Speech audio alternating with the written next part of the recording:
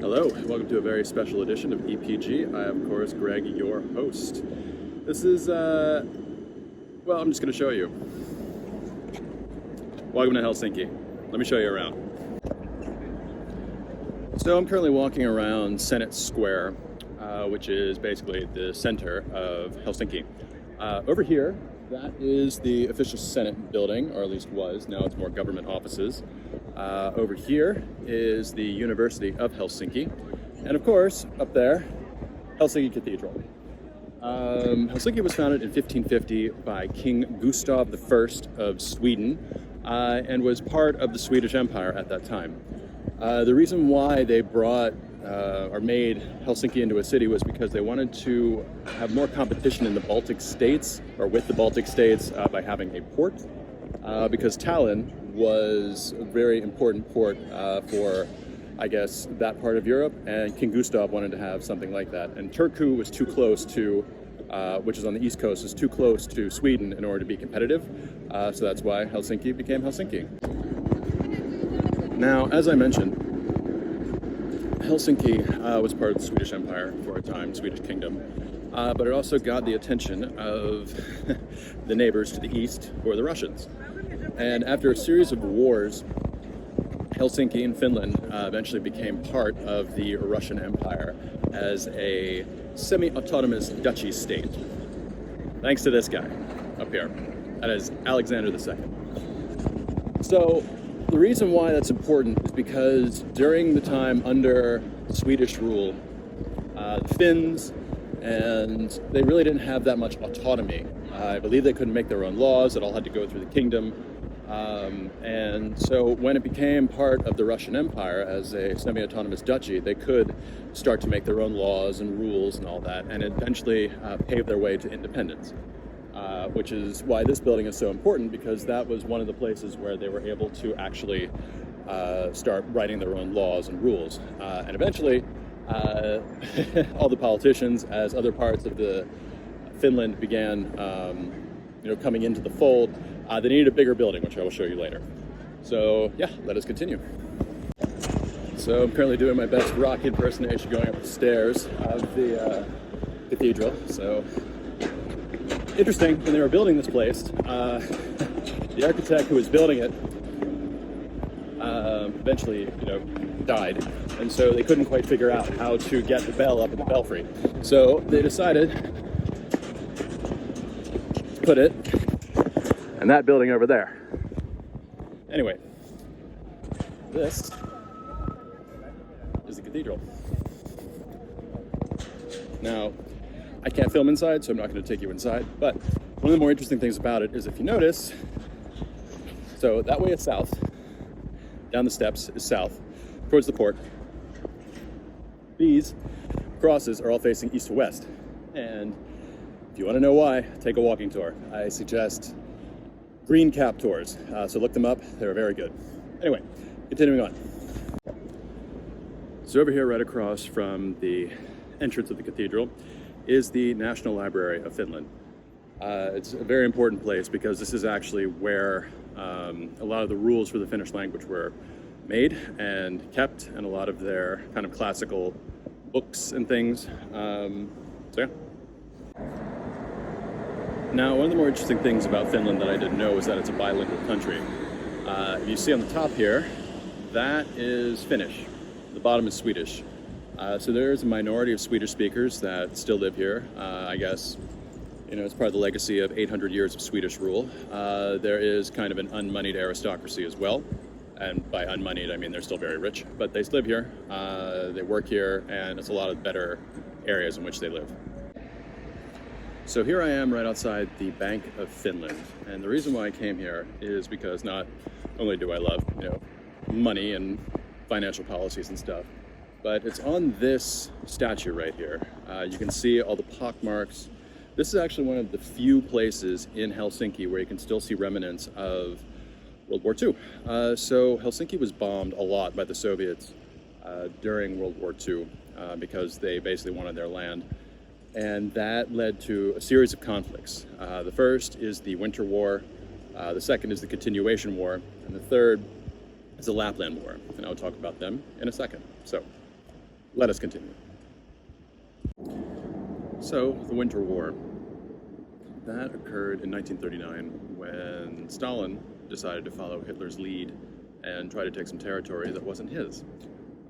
So Hitler did it with Poland, and Stalin wanted to do it with Finland.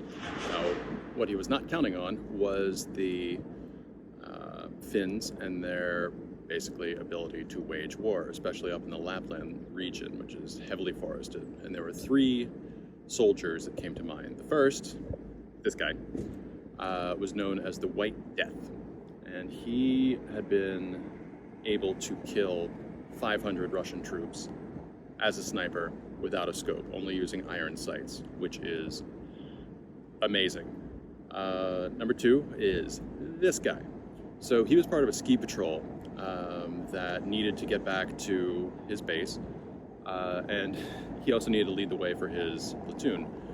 And so he, with his med kit, which he had for the entire platoon, had 30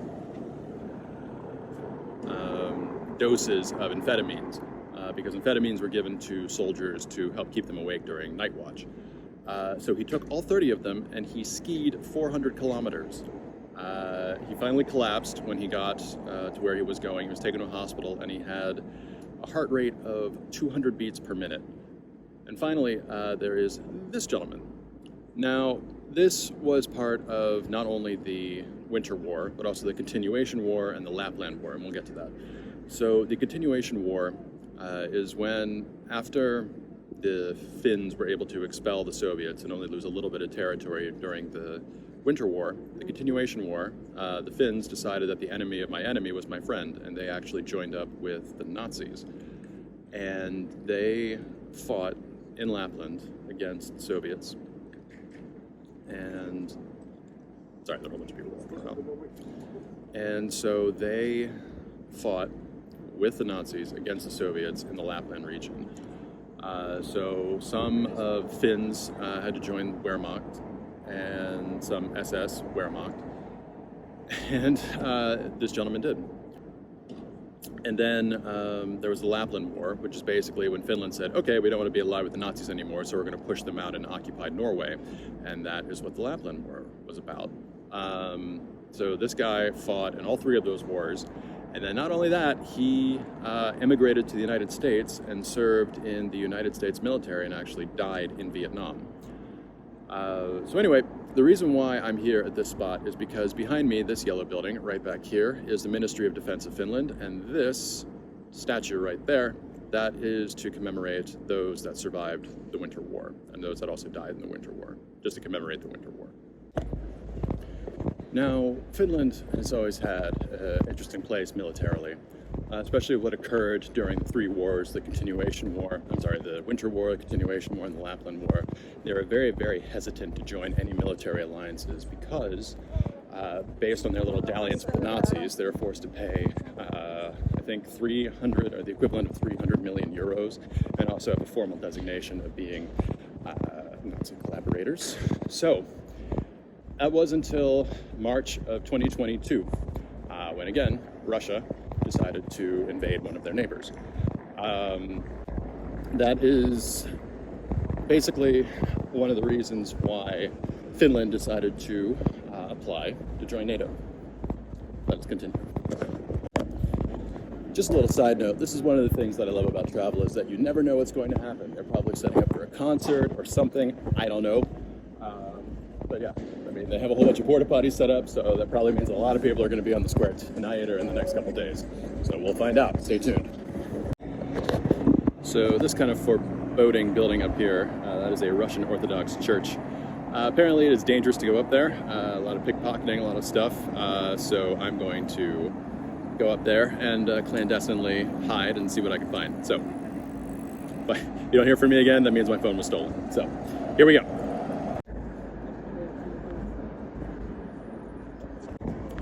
So now I'm entering Market Square, which is a great place if you want to come and pick up any souvenirs. But behind me, you can see, that is the presidential palace of Finland. So the president lives and works there. And it is very close to everything, as you can see.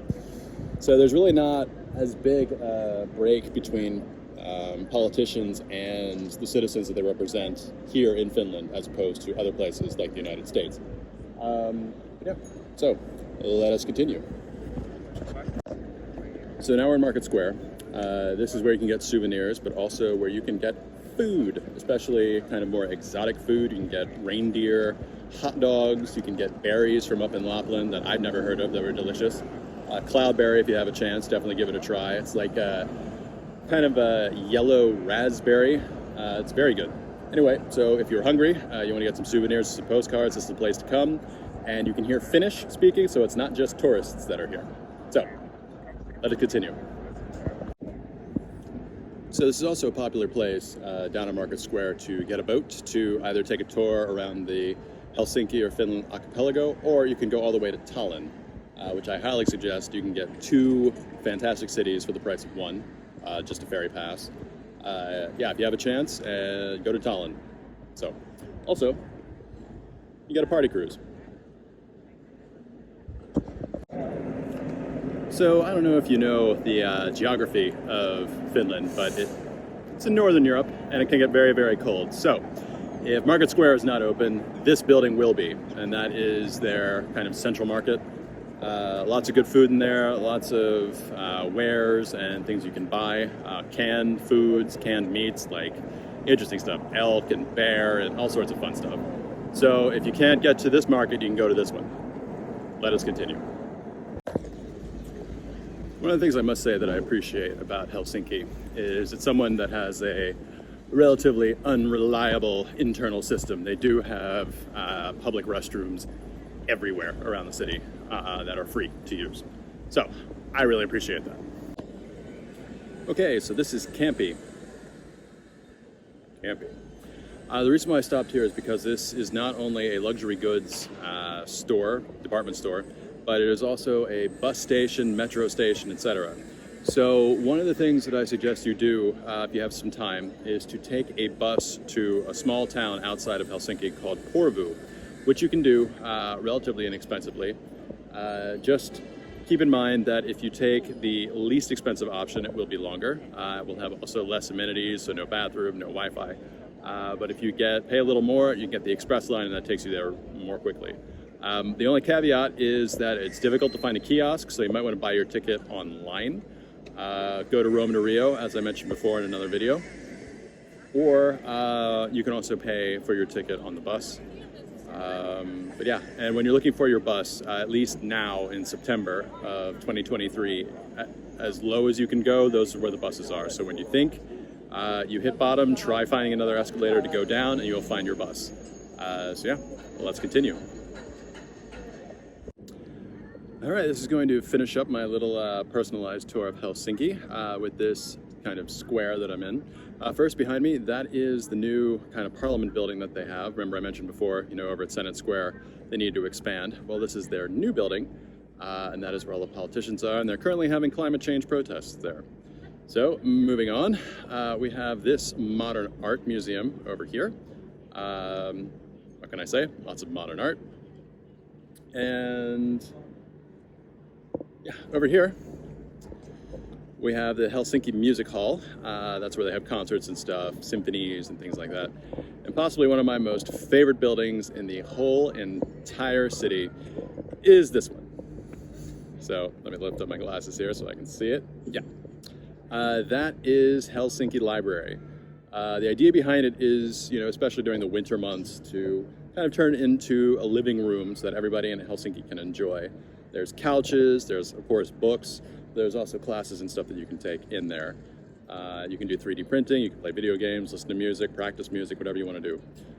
So it's a fantastic place to visit, also gives you free Wi-Fi.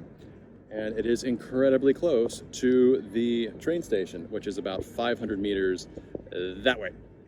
So if you get in early, you get in late, you need a place to hook up internet, to find your hostel, catch an Uber, anything, go to the library. But yeah, so I just want to say, as they say here in Finland, kiitos, which means thank you. So kiitos for your time, and yeah, get out there.